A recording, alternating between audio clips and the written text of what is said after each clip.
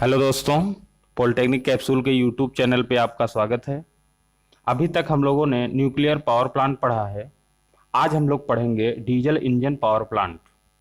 Diesel engine power plant में हम लोग diesel engine performance and operation पढ़ेंगे सिलेबस के अकॉर्डिंग, बीटी बोर्ड के सिलेबस के according diesel engine performance and operation पढ़ेंगे। दूसरा पढ़ेंगे प्लांट लेआउट, तीसरा पढ़ेंगे लॉक सीट, चौथा पढ़ेंगे application selection of engine size. ये चारों चीज़ें हमको डीजल इंजन पावर प्लांट में पढ़ना है। अब हम डीजल इंजन पावर प्लांट के ऑपरेशंस पे बात करेंगे, किस प्रकार की ऑपरेशंस इसमें होती हैं। डीजल इंजन अंतर्दहन इंजनों के सिद्धांत पर कार्य करता है। इस सिद्धांत के अंतर्गत सिलेंडर के अंदर ईंधन जलता है। ईंधन के जलने से उपजी शक्ति के द्वारा पिस्टन पश्चाग्र गति से चलता है। पिस्टन का संबंध संयोजक दंड के द्वारा क्रैंक शाफ्ट से होता है। इन इंजनों के प्रत्येक चक्र में आवेश चार्ज का चूषण होता है, ज्वलन होता है, संपिंडन होता है तथा निकास प्रक्रम होता है। चूषण, इसका तात्पर्य यह है कि एयर को ये पहले अंदर में लेता है, उसके बाद ज्वलन होता है, उसके बाद क्या होता है, ईंधन जब अंदर आता है, डीजल जब अंदर आता है तो इसका ज्वलन होता है। ज्वलन होने के बाद इसको फिर कंप्रेस किया जाता है। कंप्रेस करने का मतलब संपीड़न से है, संपीड़न किया जाता है तथा निकास प्रक्रम होता है तथा उस गैसों का, जब गैसें जल चुकी होती हैं तो धुआं होता है, धुआं बन जाती हैं, उस धुआं का एग्जॉस्ट होता है, निकास होता है। ऐसे इंजन जिनमें ये चारों प्रक्रम एक चक्र में पूरा होते हैं, जिसमें ये चारों प्रक्रम एक ही चक्र में पूरा होते हैं, उसे हम क्या बोलते हैं, उसे हम टू स्ट्रोक इंजन कहते हैं। तथा जो दो चक्रों में पूरा होते हैं उसे चार स्ट्रोक इंजन कहते हैं। यहाँ पर आप लोगों को फिगर में दिखाया गया है। पहला है इंजेक्टर, जिससे कि फ्यूल या डीजल अंदर की ओर आता है। दूसरा है पिस्टन गति करता है। चौथा है कनेक्टिंग रॉड, जो कि क्रैंक और पिस्टन से कनेक्ट करने के लिए उपयोग में लाया जाता है। चौथा है क्रैंक शाफ्ट के माध्यम से क्या होता है कि ये क्रैंक और क्रैंक शाफ्ट यही मूव करने का कार्य करता है। इसी के द्वारा हमारे ये पूरा चक्र पूरा होता है। ठीक है, तो यहाँ से हम लोग देखते हैं, जैसे ही ईंधन इंजेक्ट होगा, मतलब अंदर की ओर आएगा, अंदर की ओर आने के बाद पिस्टन हमारा ऊपर रहेगा, पिस्टन हमारा उस समय ऊपर की स्थिति में रहेगा। जैसे ही ईंधन आता है अंदर में, तो ऊपर आने के बाद यहाँ से इनलेट पोर्ट के माध्यम से एयर अंदर आएगा और ईंधन अंदर आएगा। जैसे ही ईंधन अंदर आता है, ईंधन पर पिस्टन दबाव डालता है। ईंधन और एयर पर पिस्टन क्या करता है, दबाव डालता है, जिसको हम लोग संपीड़न कहते हैं, इसको कंप्रेशन भी बोलते हैं। जैसे ही ये दबाव आता है, दबाव में आने के बाद ईंधन जलना शुरू हो जाता है, क्योंकि उच्च दाब होता है और निम्नतम आयतन होता है, तो वहां पर ईंधन जलना शुरू हो जाता है। जैसे ही ईंधन जलता है, ईंधन जलने के बाद विस्फोट उत्पन्न करता है और इस पिस्टन को ऊपर की ओर धकेलता है। जैसे ही ऊपर की ओर धकेलता है, ये धकेलने के बाद यहाँ से जो एग्जॉस्ट पोर्ट है, वहां से ये धुआं बाहर की ओर चला जाता है और फिर से ये पिस्टन नीचे की ओर, जैसे ही ये धुआं बाहर की ओर चला जाता है तो दबाव कम हो जाता है।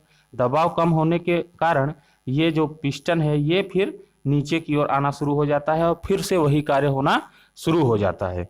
ठीक है, तो इसके बाद हम लोग आगे देखते हैं एडवांटेज ऑफ डीजल इंजन। इसमें अग्नि दुर्घटनाएं कम होती हैं। जो डीजल इंजन होता है उसमें आग लगने की समस्या बहुत कम होती है। दूसरा है ऑपरेटिंग कास्ट बहुत कम होता है। इसको चलाने का खर्चा जो ऑपरेटिंग कास्ट होता है वो बहुत कम होता है। तीसरा है मेंटेनेंस कास्ट बहुत कम होता है। इसका मेंटेनेंस, मतलब इसका जो बार बार टूटने फूटने का डर होता है वो बहुत कम होता है। कम श्रम की आवश्यकता होती है, इसको चलाने के लिए, इसको रनिंग कंडीशन में लाने के लिए कम श्रम की आवश्यकता होती है। इसको प्रारंभ करना सरल होता है, ईंधन की खपत भी कम होती है, आकार में यह छोटा होता है। ये हो गया हमारा एडवांटेज या लाभ हो गया। डिसएडवांटेज ऑफ डीजल इंजन, इसकी क्षमता सीमित होती है।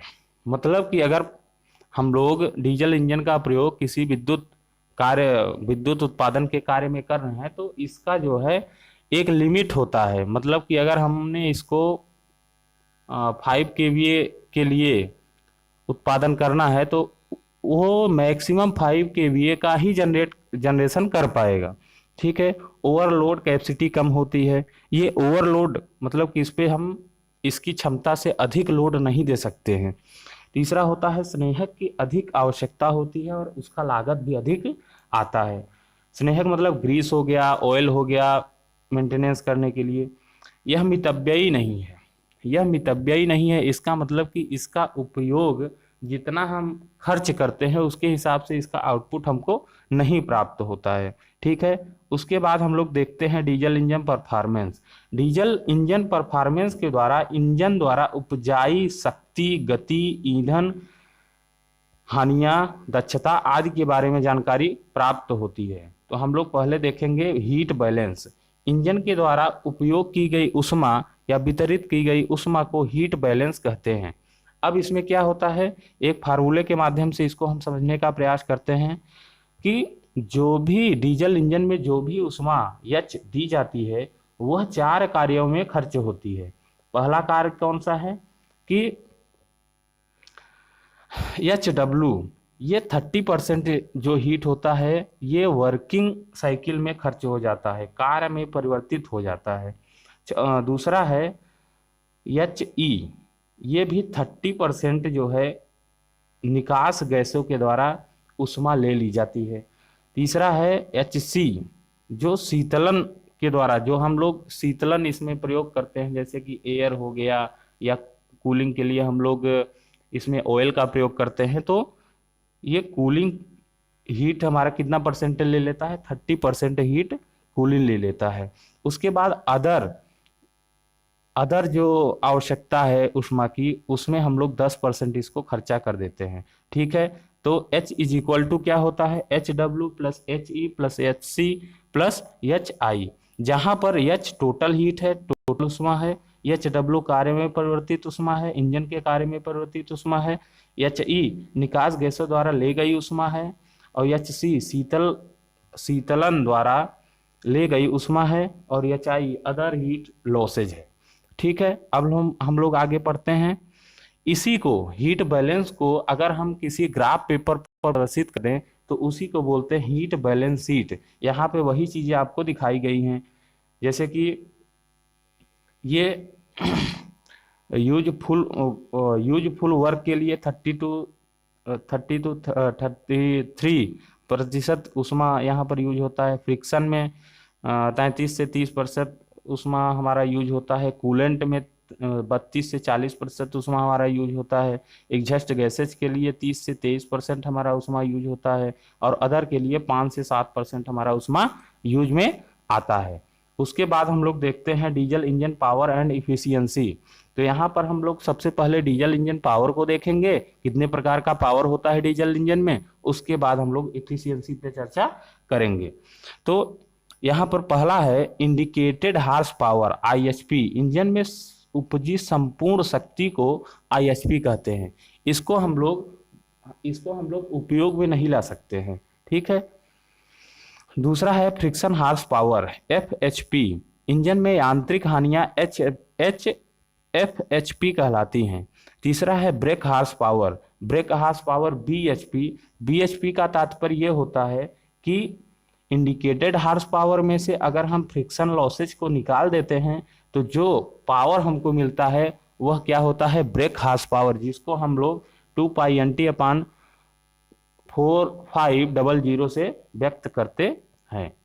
इसके बाद हम लोग देखेंगे इंजन इफिशियंसी। इंजन इफिशियंसी भी 3 प्रकार की होती है, इंडिकेटेड थर्मल इफिशियंसी, नीटा I is equal to IHP into 4500 अपान में WQJ, जहाँ पे W ईंधन का भार है, Q किलो कैलोरी पर केजी में ईंधन का तापमान है और J यांत्रिक ऊष्मा तुल्यांक है। दूसरा है ब्रेक थर्मल इफिशियंसी नीटा BHP इंटू 4500 अपान में WQJ। पहले ही आपको बताया जा चुका है WQJ क्या होता है। W होता है ईंधन का भार, Q होता है किलो कैलोरी पर केजी में ईंधन का तापमान, J होता है ऊष्मा यांत्रिक तुल्यांक। तीसरा होता है मैकेनिकल इफिशियंसी नीटा M, यहाँ पर थोड़ा सा गलती हो गया है, इसको नीटा M रहेगा, ठीक है, नीटा M रहेगा। तो यहाँ पर आप लोग बना लीजिएगा नीटा M is equal to BHP अपान में IHP, ठीक है। उसके बाद हम लोग बात करते हैं layout of diesel power plant पे। Layout of diesel power plant, इसमें देखिए हम लोग को समझने वाली बात यह है कि ये जो पावर प्लांट होता है हमारा, इसमें बहुत सारे भाग होते हैं। इसमें पहला भाग होता है जहां पे हम लोग इंजन को स्थापित करते हैं। दूसरा भाग होता है वर्किंग प्लेस, यहाँ पर हम लोग वर्किंग प्लेस है, इसको हम लोग यहाँ पर देखते हैं। देखिए वर्किंग प्लेस और जहाँ पे इंजन स्थापित किया जाता है, दोनों सेपरेट रखे जाते हैं जहाँ तक है। देखिए वर्किंग प्लेस में क्या आता है, एक होता है हमारा स्टोरेज एंड शॉप, जहाँ पर सामान रखे जाते हैं, जहाँ पर एक्सेसरीज रखी जाती हैं, जहाँ पर मरम्मत करने के सामान रखे जाते हैं, वो चीज़ें वहाँ पर होती हैं। एक होता है वॉशरूम। वॉशरूम में क्या होता है कि अगर जो व्यक्ति काम कर रहा है उसको वॉशरूम की आवश्यकता पड़ती है तो वहाँ से वो वॉशरूम का उपयोग कर सकता है। तीसरा है स्विच बोर्ड। यहाँ पर स्विच बोर्ड होता है जिसके माध्यम से हम लोग जो यहाँ पर ऊर्जा उत्पन्न हो रही है उसको हम लोग बाहर डिस्ट्रीब्यूट करते हैं। उसके बाद ऑफिस होता है, एक हॉल होता है। हॉल में प्रवेश करने के लिए यहाँ पर गेट होता है, ठीक है। अब हम लोग आते हैं जहाँ पे इंजन स्थापित किया जाता है, वहाँ देखते हैं। तो इंजन स्थापित जहाँ पे होता है वहाँ पर बहुत सारी यूनिटें लगी होती हैं, डीजल इंजन की बहुत सारी यूनिटें लगी होती है, यूनिट 1, यूनिट 2, यूनिट 3, और फ्यूचर स्पेस के लिए भी यूनिट लगाने के लिए जगह छोड़ दिया जाता है। उसके बाद यहाँ पर कंप्रेसर एयर बॉटल होता है जिसमें कि एयर भरे रहते हैं। इसका कार्य यही होता है कि यह पहली बात तो सफाई, इंजनों पर जो धूल मिट्टी लगी होती है उसकी सफाई के लिए इसका हम प्रयोग करते हैं, और दूसरा प्रयोग इसका हम सुपर चार्जर, डीजल इंजन को सुपर चार्ज करने के लिए करते हैं। मतलब इसमें हवा की भी आवश्यकता होती है, तो इसके अंदर जब हम लोग कंप्रेस्ड एयर डालते हैं तो इंजन को ज़्यादा मेहनत करने की ज़रूरत नहीं पड़ती है और इंजन का क्षमता बढ़ जाता है, ठीक है। उसके बाद ये हो गया हमारा कंप्रेसर एयर बॉटल हो गया। उसके बाद हम लोग वाटर का भी प्रयोग करते हैं, कूलिंग टैंक का प्रयोग करते हैं, वाटर कूलिंग टैंक। इसको इंजन जनरेटर सेट को कूलिंग करने के लिए यहाँ पर पानी का प्रयोग किया गया है। उसके लिए एक पंप की व्यवस्था होती है जिसके माध्यम से वो हमेशा ही सर्कुलेट करता रहता है। उसके बाद फ्यूल ऑयल स्टोरेज टैंक भी होता है, जहाँ से हम डीजल को भिन्न भिन्न माध्यमों से इंजन तक पहुँचाते हैं, ठीक है। तो ये हो गया हमारा लेआउट। यहाँ पर फ्रंट एंट्रेंस होता है, यहाँ से आदमी अंदर जा सकता है या कोई सामान आया है तो वो अंदर जा सकता है। उसके बाद हम लोग पढ़ेंगे main part of diesel engine power plant. पहला होता है इंजन। यह आवश्यकता अनुसार विद्युत शक्ति उत्पन्न करता है। आवश्यकता अनुसार जितना हमको आवश्यकता है उसके अकॉर्डिंग क्या करता है, ये विद्युत शक्ति उत्पन्न करता है। दूसरा है air filter and super charger. Air filter का कार्य इंजन पर पड़े धूल को हटाना और सुपर चार्जर का कार्य इंजन की शक्ति को बढ़ाना, यानी कि क्षमता को बढ़ाना। उसके बाद आ जाता है एग्जॉस्ट सिस्टम। इंजन से निकलने वाली धुएं का प्रयोग एयर एवं ऑयल को हीट करने के लिए किया जाता है। जैसे ही हम हीट करते हैं तो ईंधन जितना खर्च होना चाहिए, जितना एयर या ऑयल को गर्म करने के लिए ईंधन चाहिए, उससे हमको थोड़ा सा कम ईंधन प्रयोग करना पड़ता है। उसके बाद क्या होता है, फ्यूल सिस्टम। यह storage tank, fuel pump and heater का समूह होता है, जिससे क्या होता है, जहाँ पे स्टोरेज होता है फ्यूल डीजल, उसको हम लोग स्टोरेज टैंक बोलते हैं। और जिस माध्यम से स्टोरेज टैंक से डीजल इंजन तक पहुंचाया जाता है, उसको हम बोलते हैं फ्यूल पंप। और हीटर क्या करता है, उस डीजल को थोड़ा सा गर्म करने का कार्य करता है। बहुत ज़्यादा गर्म नहीं करते हैं इसको, गर्म करने मतलब कि रूम टेम्परेचर से थोड़ा सा अधिक इसको गर्म करते हैं। रूम टेम्परेचर 30 टू 35 डिग्री होता है। ठीक है। उसके बाद हम लोग बात करते हैं selection of diesel engine. Diesel engine के सिलेक्शन के लिए कौन कौन सी आवश्यक बातें होती है, यहाँ पर हम लोग जानेंगे। पहले बात तो इंजन का फ्रेम ढांचा किस प्रकार का होना चाहिए। तो इंजन का जो ढांचा होता है, या तो वो क्षैतिज होता है या तो वो ऊर्ध्वाधर होता है, मतलब वर्टिकल होता है या तो हॉरिजॉन्टल होता है। इसमें हमको फ्रेम उपलब्ध होता है। दूसरा है स्पीड। इंजन लो स्पीड, मीडियम स्पीड एवं हाई स्पीड वाले उपलब्ध होते हैं। तो लो स्पीड का जो इंजन होता है उसका आरपीएम 200 से 1000 आरपीएम होता है, मीडियम का 500 से 1000 आरपीएम होता है, हाई का 1000 से 3000 आरपीएम तक रखा जाता है। तीसरा है number of cylinder. Power station पर 6 से 8 सिलेंडर वाले इंजन का ही प्रयोग किया जाता है ज़्यादातर। उसके बाद आ जाता है capacity of engine. Diesel engine 75 kilowatt से 375 किलोवाट तक की क्षमता में उपलब्ध होते हैं। उसके बाद में यहाँ पर हम लोग पढ़ेंगे difference between diesel and petrol engine. तो यहाँ पर सबसे पहले हम लोग पेट्रोल इंजन पे बात करते हैं। तो पेट्रोल इंजन में क्या होता है, स्पार्क प्लग होता है, और जो डीजल इंजन होता है उसमें इंजेक्टर हम लोग लगाते हैं। जो पेट्रोल पंप होता है, पेट्रोल इंजन होता है, उसकी इफिशियंसी 25% होती है, और जो डीजल इंजन होता है उसकी इफिशियंसी 40% होती है। और petrol engine less space occupies करता है, मतलब कि वो जगह कम लेता है, और diesel engine more space occupies करता है, मतलब कि वो जगह अधिक लेता है, जगह अधिक लेता है।